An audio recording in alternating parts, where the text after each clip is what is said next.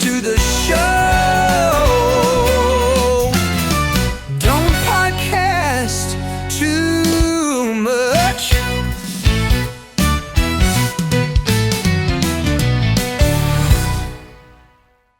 Selamat datang di Don't Podcast Too Much, chill space for serious thoughts. Hai semuanya, dan kali ini kita sudah ada di Galagah Cafe, tepatnya di Jalan Jaksa Agung, Rimbo Kalung. Bersama saya Cynthia Mutiara Zeni, kita bakal ngebahasin hal yang lagi ngetren banget, terutama di era digital sekarang. Ini obrolan yang ringan, santai, tapi tetap bisa bikin kamu penasaran dan punya banyak sudut pandang. Nah, kita bakal ngebahasin tentang ghost kitchen. Udah pernah belum dengar istilah ini? Teman-teman di sini kayaknya udah familiar, ada beberapa yang udah familiar, ada juga beberapa yang belum tahu tentang ghost kitchen ini. Makanya untuk ngebahasin hal ini, kita sudah kedatangan dua narasumber keren dan spesial. Di sini sudah ada Bapak Fauzan Ibnovi, STMSI, selaku Kepala Dinas Koperasi dan UKM Kota Padang. Selamat datang, Pak. Apa kabar, Pak Fauzan? Alhamdulillah sehat, Icin. Alhamdulillah, begitu. Dan di sebelah Pak Fauzan juga sudah ada Ibu Dr. Yesi Elsandra, SEMSI. Halo Ibu. Halo Ici. Selamat datang Ibu. Selamat siang. Apa kabar Ibu? Alhamdulillah. Nah, langsung aja nih teman-teman, kita udah gak perlu lama-lama lagi, kita bakal ngebahasin tentang ghost kitchen. Mungkin Icin akan ke Bu Yesi dulu nih Bu. Fenomena ghost kitchen, ada yang kayaknya baru dengar, teman-teman ada juga yang udah tahu. Bu Yesi bisa lebih ulas lagi gak Bu, ghost kitchen ini sebenarnya apa? Terus kenapa dan sejak kapan muncul istilah ghost kitchen ini Bu? Oke, baik. Menarik sekali kayaknya ya tema kita ya Pak Fauzan ya dan Icin. Dan ini sebuah sistem penjualan yang sangat menarik, bisnis yang sangat menarik. Kenapa? Karena sangat memanfaatkan teknologi. Jadi bisnis dengan sistem ini sebenarnya mulai dikenal orang karena pandemi ya, karena pandemi 2020 lalu ya Pak ya. Oke. Di mana orang tidak bisa bersosialisasi, bertemu, tidak bisa nongkrong-nongkrong, nongki-nongki ya. Sehingga pemilik bisnis itu mutar otak gitu ya, gimana caranya penjualan mereka tetap jalan, kemudian konsumen juga bisa tetap dipenuhi kebutuhannya. Nah, salah satunya adalah dengan menggunakan sistem ghost kitchen ini. Nah, bentuk itu seperti apa sih? Biasanya kita kalau beli kulineran itu kita nongki-nongki, nongkrong-nongkrong ya, di situ ada tempat duduknya gitu ya. Ada area bermain untuk anak-anak mungkin. Nah, sekarang tuh ditiadakan gitu, diminimalisir, jadi orang sistemnya itu take away. Ya, jadi beli langsung bawa pulang gitu ya. Dan sistem ini ternyata menunjang keadaan waktu itu ya ketika pandemi, dan itu diteruskan hingga saat ini karena adanya kemajuan teknologi ya. Ada GoFood ya, ada ShopeeFood gitu, dan banyak lagi delivery yang disediakan oleh pelaku bisnis ya, pelaku bisnis. Nah, ini sebenarnya peluang emas bagi mereka yang mungkin keterbatasan finansial untuk modal usaha gitu. Yang diutamakan di sini adalah mental. Mental, bagaimana dia bisa yakin gitu ya dengan sistem ini, usaha kita akan tumbuh dan berkembang. Oke, Itu ya. baik. Jadi kalau dari Ibu Yesi berarti ghost kitchen ini tuh dapur hantu gitu ya Teh ya. Kita bisa take away tapi untuk dine in-nya kita kisah kayak ada stand-nya. Betul. Dan Ibu melihat ini sebagai Peluang bagi UMKM khususnya untuk bisa menduplikasi ya, khususnya mereka mungkin yang keterbatasan finansial untuk tidak bisa menyewa toko yang besar, bahkan bisa memanfaatkan rumah sekalipun. Jadi dengan sistem ghost kitchen ini tidak harus di tempat yang strategis gitu ya. Nah, di mana pemilihan lokasinya itu harus di pusat kota misalnya. Sepanjang produk kita ini dibutuhkan orang bisa kan tetap beli sepanjang dia bisa mengakses teknologi ya atau punya tim delivery sendiri. Oke. Seperti itu. Baik. Oke Bu, nah sekarang Icin mau pindah ke Pak Fauzan. Tapi sebelum Icin pindah ke Pak Fauzan, FYI nih teman-teman, Bu Yesi ini juga sebagai pengamat ekonomi, dosen juga ya Ibu ya, dan juga pelaku usaha. Nanti kita bakal ulas lebih lanjut, kita ke Pak Fauzan dulu. Tadi kita udah tahu ghost kitchen ini adalah fenomena ya Pak ya gitu kita sebutnya. Tapi menurut Bapak sendiri dari sisi pemerintah nih Pak, udah ada nggak sih Pak regulasi ataupun legalitas yang memang mengatur keberadaan ghost kitchen ini Pak? Oh ya, makasih Cin, Bu Yesi. Jadi Sobat RRI, pemirsa ya. Nih ya, jadi ternyata ghost kitchen atau dapur hantu ini ternyata artinya tidak semenakutkan Betul. kenyataannya. Ini adalah suatu fenomena yang muncul karena perubahan budaya beli masyarakat yang tadinya mereka dine in atau konsumsi di lokasi di mana berjualan berubah menjadi take away karena ada pembatasan interaksi pada waktu COVID. Dan ini berlanjut sampai dengan sekarang. Ini adalah sesuatu fenomena yang tentu sesuai dengan karakter dari pelaku usaha mikro binaan kami, Bu Yesi. Jadi Dinas Koperasi dan UKM itu adalah suatu dinas yang melakukan pembinaan atau pemberdayaan kepada pelaku usaha mikro yang home based entrepreneur. Artinya entrepreneur yang berjualan di rumah atau pelaku usaha rumahan. Ini cocok sekali. Karena pertama karena keterbatasan modal dan segala macam, mereka tidak harus menyewa tempat di lokasi strategis yang mahal, cukup memanfaatkan rumah mereka. Dan ada lagi fenomena lainnya Bu Yesi. Ya. Biasanya dalam satu rumah itu ada beberapa keluarga. Oke. Jadi semua anggota keluarga itu dapat mengoptimalkan rumah tadi untuk berjualan. Jadi kadang dalam satu tempat usaha itu yang dinamakan ghost kitchen itu ada lebih dari satu merek usaha. Nah ini tentu menjadi suatu hal yang positif ya kalau kami melihatnya positif. Lalu terkait dengan fenomena itu apa nanti perlindungan terhadap konsumennya gitu kan? Karena seharusnya kan logika awam, biasanya pada saat kita berbelanja di suatu tempat, kita lihat tempatnya seperti apa, kebersihan dari lokasi usaha seperti apa, dapurnya seperti apa, bagaimana mereka memproses. Semua itu dengan adanya ghost kitchen atau cloud kitchen ini tentu tidak akan terlihat. Tapi tentu ada regulasi yang ngatur ya. Salah satunya adalah dengan adanya sertifikasi halal atau sertifikasi PIRT, di mana semua sertifikasi itu mensyaratkan suatu proses atau bahan baku yang terstandar bagi konsumennya. Contoh, di halal itu untuk mendapatkan suatu sertifikasi halal, pelaku usaha itu pertama harus membeli bahan baku yang halal juga. Betul. Kalau dia produksi dalam bentuk ayam, berarti dia harus beli di tempat pemotongan unggas yang punya sertifikasi halal. Lalu sebelum mereka mendapatkan sertifikasi halal, itu dapurnya disurvei, tempat usaha disurvei, kebersihan dan cara pengolahannya. Dan juga tentu dengan tes ya, apakah rasanya ini memang sudah untuk dijual.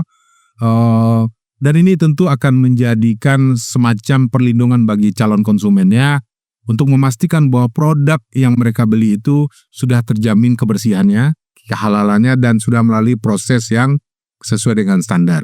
Mungkin untuk sementara gitu ya WS ya. Oke baik, jadi Pak Fauzan tadi bilang memang NIB juga NIB itu persyaratan paling awal ya. Kalau diibaratkan di penduduk, setiap penduduk itu KTP harus punya. Betul. Dengan adanya KTP mereka baru bisa akses pelayanan publik lainnya. Ini sama dengan pelaku usaha mikro. Kalau dia memang menjadi pelaku usaha mikro, standar minimal yang harus dipunyai adalah nomor induk perusahaan. Baru dia bisa akses halal, PIRT dan lain segala macam. Oke baik. Nah tadi Pak Fauzan bilang ghost kitchen, kita masih bahas kalau ghost kitchen itu dapur yang biasanya home base ya Pak, dapur hantu.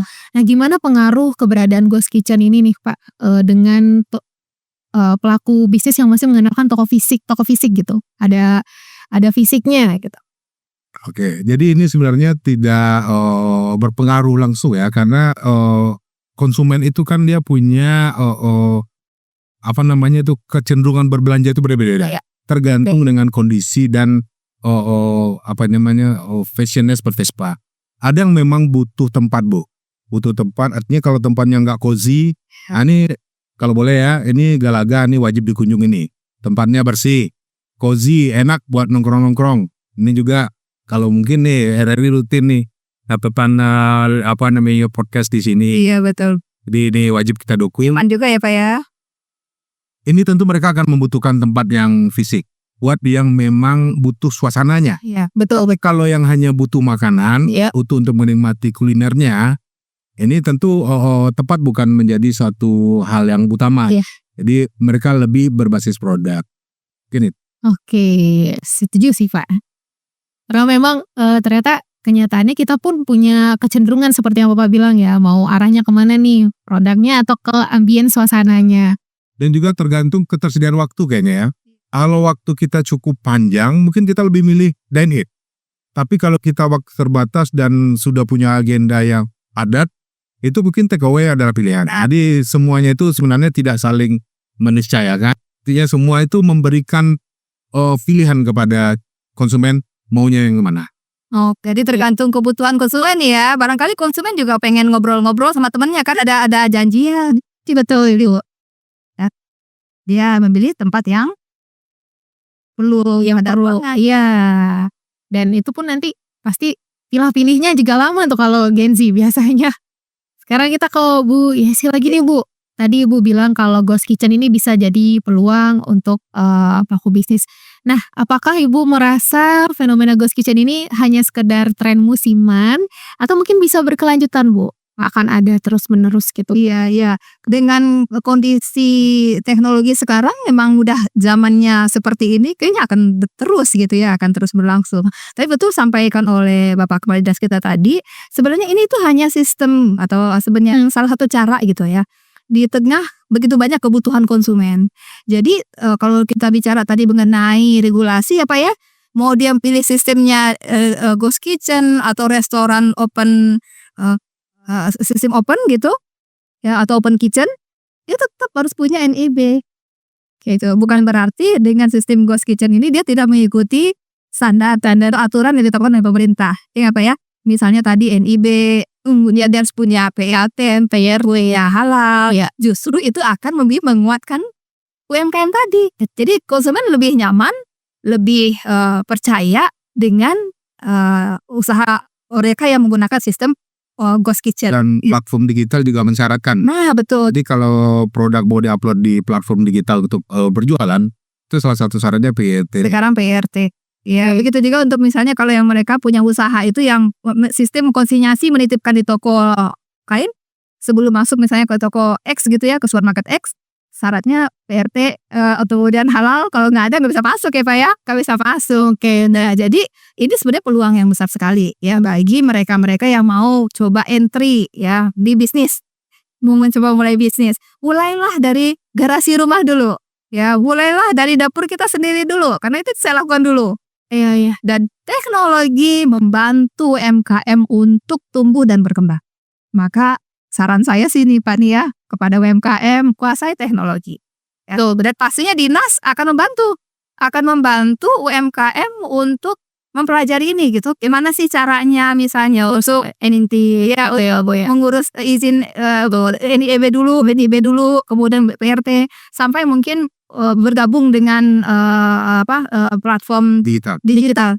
Ya, apakah itu mungkin melalui GoFood, GrabFood, ShopeeFood ya, atau yang lebih luas lagi mungkin sekarang yang trennya sekarang Pak TikTok Food ya, keranjang tuh ya, shop ya, TikTok Shop namanya ya, keranjang kuning nah seperti itu. Itu perlu dipelajari oleh UMKM. Seperti itu. Menarik nih Bu, itu juga yang ingin saya tanyakan kepada Pak Fauzan, juga mungkin Bu Novi bisa nanti menanggapi ya Bu. Kan tidak semua nih masyarakat itu mengerti atau paham tentang teknologi digital gitu ya Pak. Masih ada yang benar-benar mengandalkan toko fisik atau mereka konvensional. Ada nggak Pak program dari Dinas Koperasi dan UKM Kota Padang yang memang membantu masyarakat untuk bisa melek digital dan jadi perkembangan usaha mereka semakin maju gitu Pak? Jadi ini memang sejalan dengan apa yang menjadi program kita 2 tahun terakhir, yaitu digital marketing. Iya. Jadi semua pelatihan atau peningkatan kapasitas dari Dinas Koperasi dan UKM sekarang diarahkan untuk bagaimana mengakses digital. Pada tahun ini kita melaksanakan proses pra-inkubasi Bu. Pra-inkubasi ini adalah proses pendampingan yang dilakukan oleh tenaga pendamping kita. Tenaga pendamping kita tersebar di 11 kecamatan, 140 kelurahan. Ini kita optimalkan. Masing-masing kecamatan itu membentuk satu kelompok belajar yang isinya lebih kurang 50 UMKM itu didampingi secara intensif dalam waktu 4 bulan. Materi utama yang diajarkan itu adalah digital marketing. Iya, marketing, digital marketing.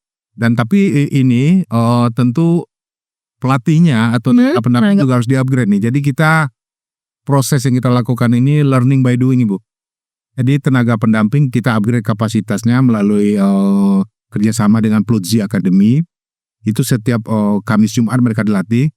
Lalu minggu depannya apa yang mereka peroleh di pelatihan tersebut mereka ajarkan langsung kepada pelaku usaha mikro. Jadi istilahnya program kita terkait dengan yang masyarakat kita namakan pra-inkubasi. Lalu peningkatan SDM internal kita namakan Squad Champion.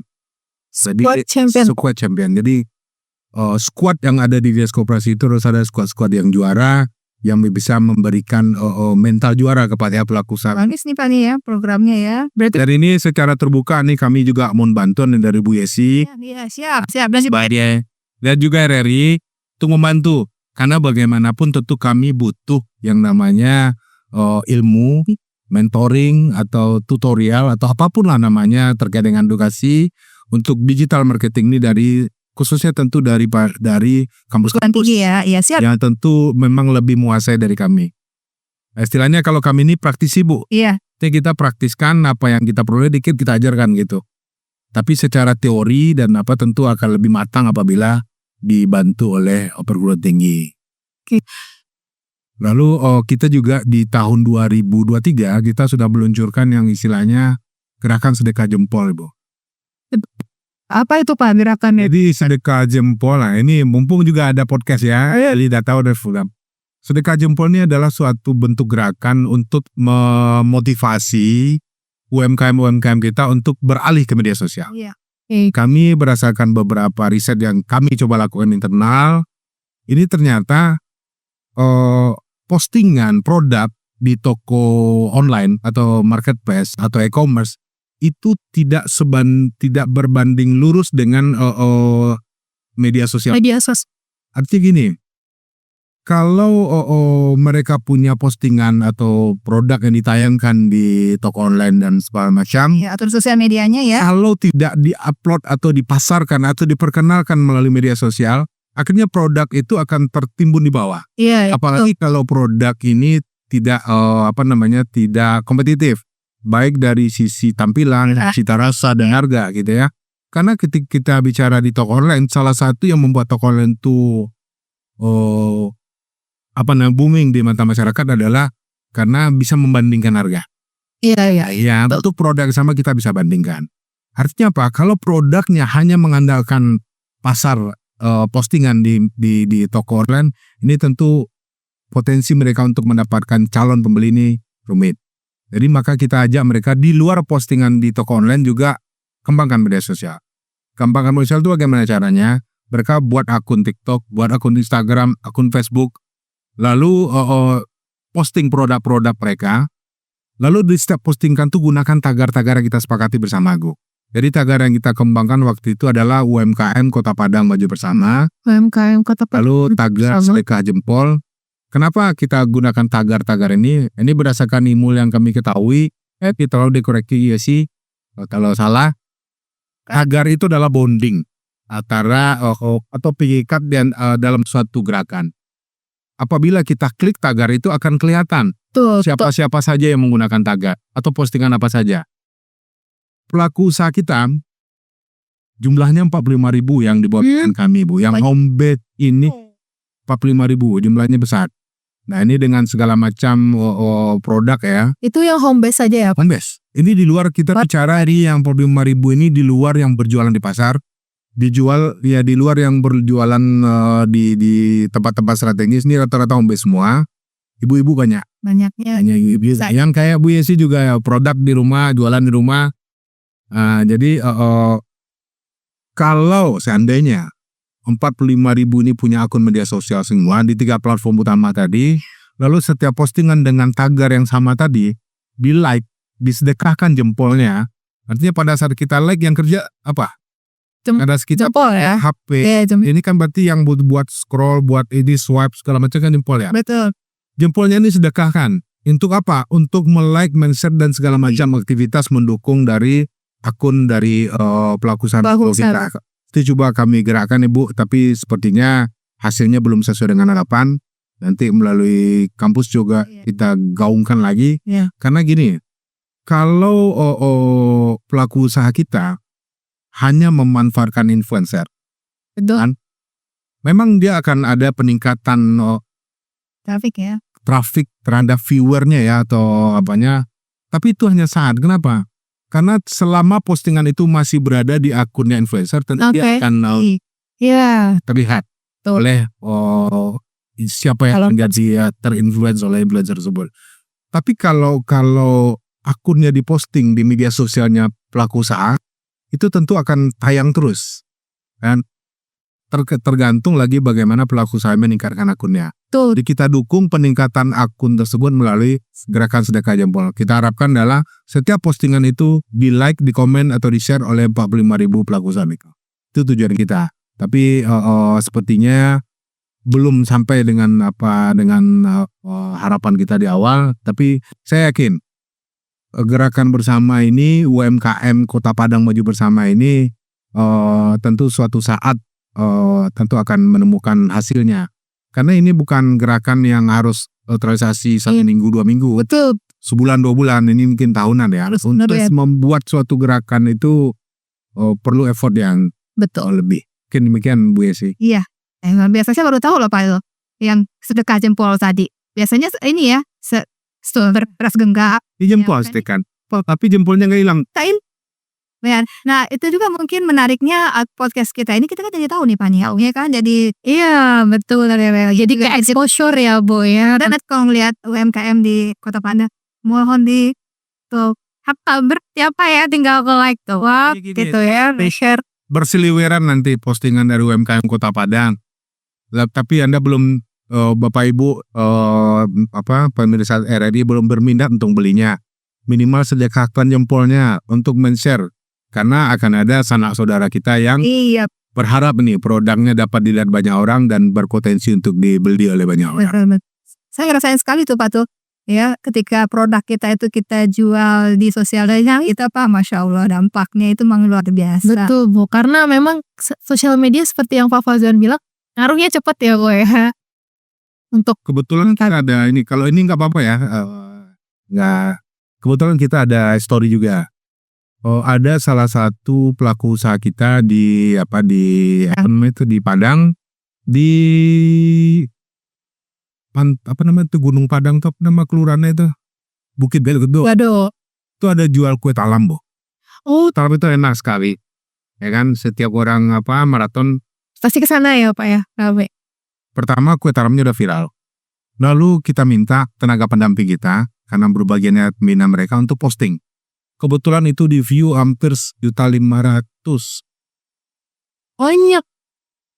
Impact-nya apa? Impact-nya ketika diposting oleh tenaga pendamping kita, ini produk udah laku duluan ya. Iya betul. Duluan, jadi bukan viral karena kita. Ini udah viral duluan, diposting oleh tenaga pendamping kita. Akhirnya ada orderan yang masuk ke akun kita.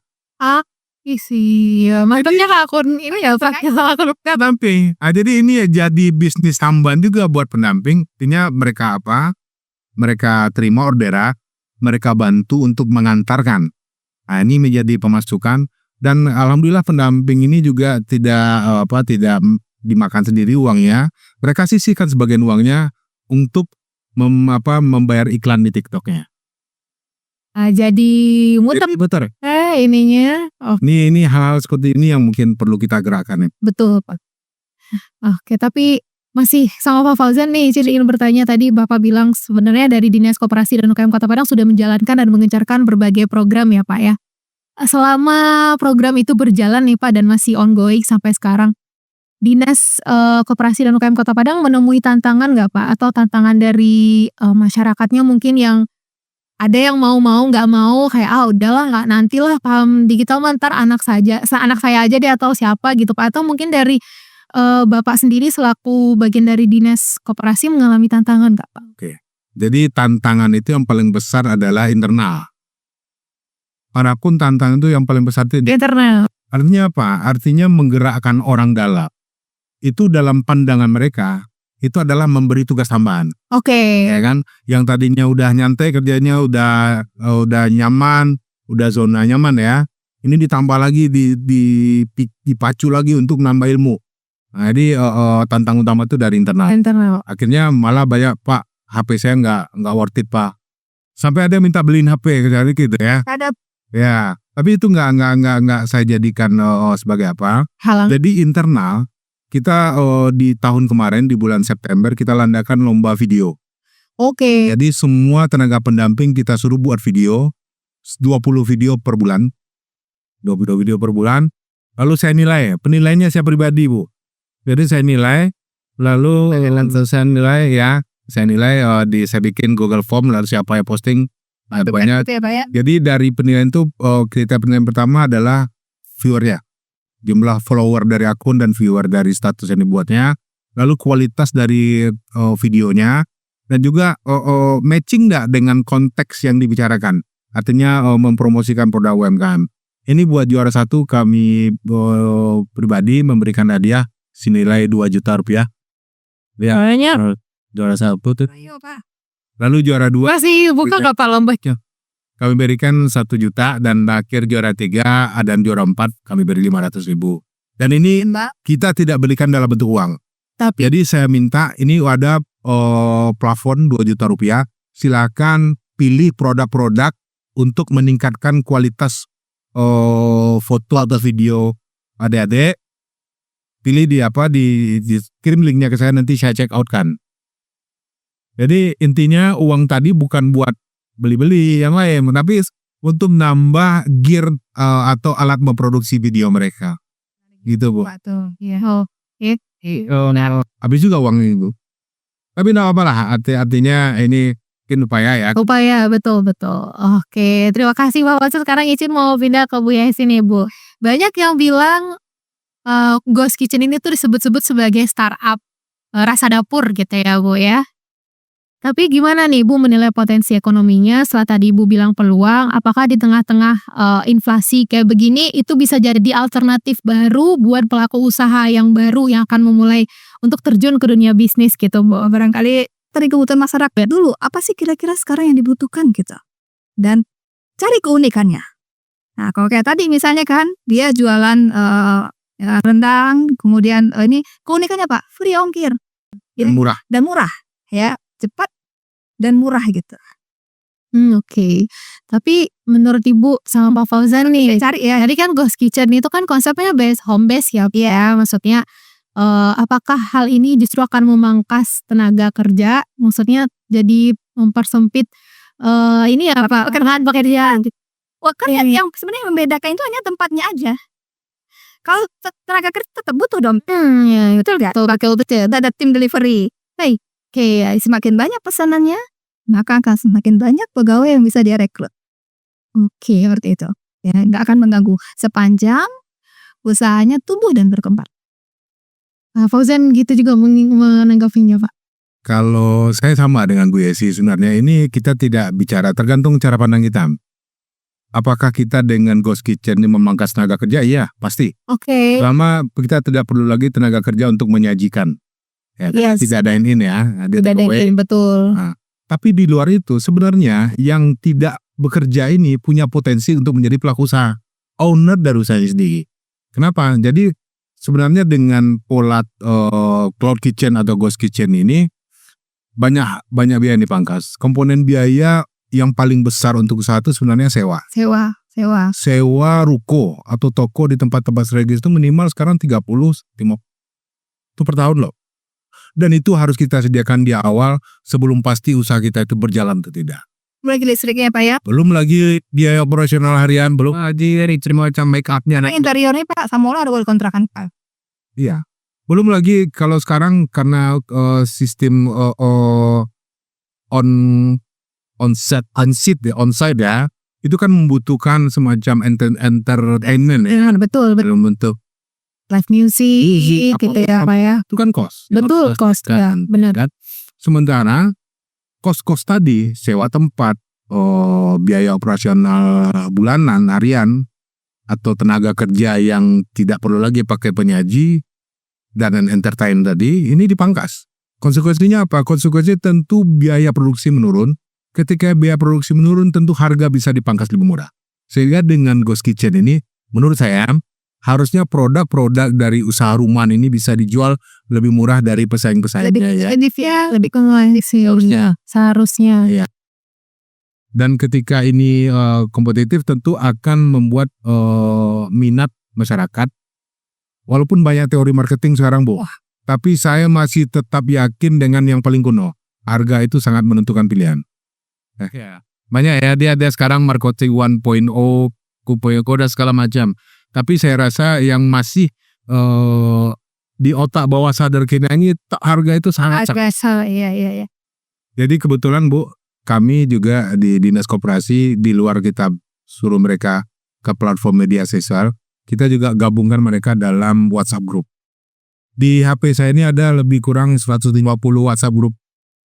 Setiap kelurahan kita bikin WhatsApp group. Ini tujuannya apa? Tujuannya untuk memudahkan saya dalam memantau kinerja. Oke. Tenaga pendamping. Dikerja nggak? karena dia langsung berhadapan dengan UMKM nih ya Pak ya. Dan juga melihat aktivitas mereka langsung apa. Jadi karena banyaknya grup, ini yang seperti yang disampaikan Bu Yesi tadi cukup banyak. Oh iya. Yang posting-posting menu harian itu apa gitu banyak. Dan kita juga melalui grup tadi juga nyampaikan mereka, media sosial yang paling awal bisa kita manfaatkan adalah WhatsApp. Grup itu jangan dianggap sebagai beban. Kan banyak juga yang left group ya. Iya. Jadi left group itu dianggap memori HP-nya habis. Ini sebenarnya salah cara pikirnya. Grup itu adalah aset. Left group berarti kita kehilangan calon pembeli. Jadi itu yang coba kita fokuskan.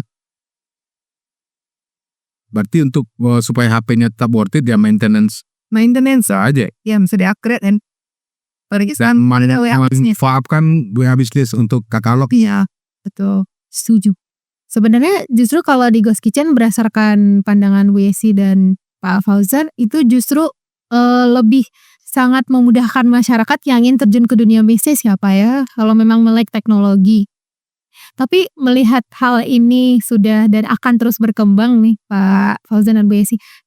Menurut Pak Fauzan dan Bu Yesi, apakah muncul kecemburuan nih dari masyarakat yang masih belum ingin terjun ke digital, masih menggunakan toko fisik atau usaha konvensional, mereka nggak mau atau mungkin ngerasa kalau ya udah ini aja udah usaha toko fisik aja gitu kan? Akan ada kecemburuan nggak Bu Yesi sama Pak Fauzan dengan pelaku-pelaku bisnis yang sudah terjun di Ghost Kitchen ini?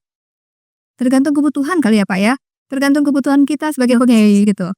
Dan juga tergantung keadaan kita sebagai pebisnis. Kalau kita punya modal besar dan segmentasi kita adalah memang orang-orang yang keluarga market, memang dia kepengen ketemu fisik, ya dia akan sediakan kebutuhan orang itu melalui toko fisik gitu yang luas. Yang bahkan sekarang ada area permainan anak. Bahkan sekarang Pak, sekarang restoran-restoran juga Pak, ini Pak menyediakan ruang laktasi.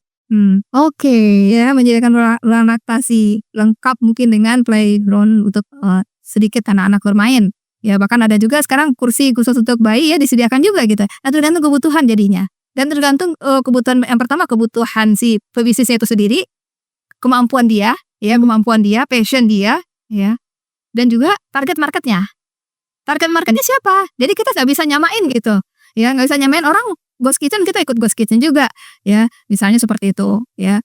Sekali lagi tergantung kemampuan kita dan juga kebutuhan konsumen kita. Siapa target market kita? Nah, itu akan membantu kita untuk bisa memilih nanti gitu. Kita mau di Ghost Kitchen atau kita di Kitchen. Oke, baik. Wah, menarik sekali sharing session kita di Don't Podcast Too Much hari ini. Tapi kayaknya kita perlu closing statement nih. Bu Yesi sama Pak Fauzan untuk bisa merangkum diskusi kita di hari ini biar teman-teman juga bisa tahu ternyata Ghost Kitchen itu benefitnya banyak. Ternyata kalaupun open kitchen juga punya banyak benefit tergantung dengan kebutuhan yang tadi ya Pak ya. Mungkin dari Pak Fauzan dulu. Masih izin. Jadi Ghost Kitchen itu adalah suatu fenomena yang muncul karena adanya teknologi yang termanfaatkan dan perubahan perilaku budaya beli masyarakat. Jadi ini bukan sesuatu yang menakutkan, ini adalah suatu peluang bagi kita untuk ikut memanfaatkannya, khususnya bagi pelaku usaha mikro, Jadi ghost kitchen atau home based entrepreneur itu adalah bagaimana memanfaatkan lahan yang ada seoptimal mungkin untuk meningkatkan scale up dari usahanya. Apakah itu halaman rumah, dapur, ataupun kalau di dalam satu rumah itu adanya satu ruangan itu kita melakukan untuk berjualan. Jadi tidak ada masalah. Dan tidak perlu menjadi kecemburuan bagi pelaku usaha yang sudah stabil atau mempunyai tempat jualan yang eksis. Jadi malah kalau saya lihat pelaku usaha yang home based entrepreneur atau yang ghost kitchen ini di saat usaha mereka udah scale up, ini mereka kebanyakan akan punya outlet untuk meningkatkan branding dari produknya ya. Jadi dimulai dari rumahan, omset meningkat, mampu untuk sewa tempat, akhirnya sewa tempat. Ini banyak contoh. Salah satunya yang di Jalan Ujung Gurun, ayam bebek itu dimulai dari rumahan. Ketika volume usahanya meningkat, akhirnya mereka sewa supaya lebih meningkat lagi itunya. Nah, ini mungkin yang lebih cocok. Jadi yang sudah punya tempat usaha tidak harus tag hanya dengan mengandalkan tempat usaha yang berjualan secara onsite. Tetap harus mengembangkan penjualan melalui online untuk melebarkan sayap pemasarannya, melebarkan potensi untuk keterjangkauan konsumen. Mungkin demikian ya. Terima kasih Pak Fauzan. Kita ke Bu Yesi. Ya, jadi dalam berbisnis itu kan tidak bisa tiba-tiba langsung besar Pak. Ibaratnya tuh kan ada lagu tuh. Ada Pak lagu Pak Gunung Singgalang, dia dulu katanya dari Gadok Seorang Teliti ya. Nah, jadi sebenarnya konsep open kitchen ini untuk melatih mereka-mereka yang pengen entry di bisnis, melatih mereka-mereka yang mau coba berbisnis, dimulai dari awal dulu. Memanfaatkan garasinya kah, memanfaatkan dapur yang ada di rumah kah, ya, memanfaatkan ruangannya ada di rumah kah. Nah, kemudian suatu saat nanti ketika dia sudah semakin established, dia pengen scale up, kita kepengen tumbuh dan berkembang kan, gak mungkin gitu-gitu aja kita. Dan untuk melebarkan penjualan kita, bahkan kalau bisa kita buka cabang, suatu saat nanti kita akan juga sampai ke punya outlet. Ya, jadi berarti satu lebih baik, satu lebih buruk bukan? Jadi nggak bisa dibanding-bandingkan, tukang dan juga tidak perlu cemburu. Ya betul. Jadi sebenarnya ini adalah bagi mereka yang belum berani untuk langsung investasi besar, cobalah dengan open kitchen. Ya, dengan modal kecil, dari manfaatkan dapur kita dulu aja. Yang seperti yang saya baru dapat langganan tadi ya. Nah, manfaatkan sosial medianya. Kalau seandainya pun nggak mau sponsor gitu, belum ada dana untuk beriklan di Instagram atau di Facebook, manfaatkan sosial medianya di reelsnya dulu, atau manfaatkan di berandanya sendiri dulu. Ya, kemudian kita manfaatkan, bahkan kalau misalnya ini ya kita pengen menekan harga tadi ya, kita sendiri yang kurirnya langsung ya, kita pun mencoba-coba dulu karena pernah melakukan seperti itu. Jadi tahu betul gitu rasanya open kitchen itu seperti apa, tahu betul rasanya kita mau mulai bisnis dari bawah itu tahu betul rasanya, dan nanti ketika kita sudah mulai besar ya, kita sudah punya kemampuan untuk menyewa toko dan kita akan memiliki resistensi. Oke, seperti itu. Baik, terima kasih Bu Yesi dan Pak Fauzan sudah meluangkan waktunya untuk sharing-sharing ilmu. Icin juga dapat ilmu di sini. Dan buat teman-teman, kita juga mau ngucapin terima kasih ke Cafe Galagah. Buat yang pengen nongki atau pengen nugas makan, boleh mampir ke sini. Ada di Jalan Jaksa Agung, Rimbo Kaluang, Padang. Gimana Bu, Pak Fauzan minumannya? Mantap? Udah ada review langsung nih, jadi boleh langsung ke sini aja. Kita segini dulu, don't podcast too much-nya. Ketemu lagi di episode selanjutnya. Saya Cynthia Mutiara Zaini, sampai jumpa. Welcome to the show.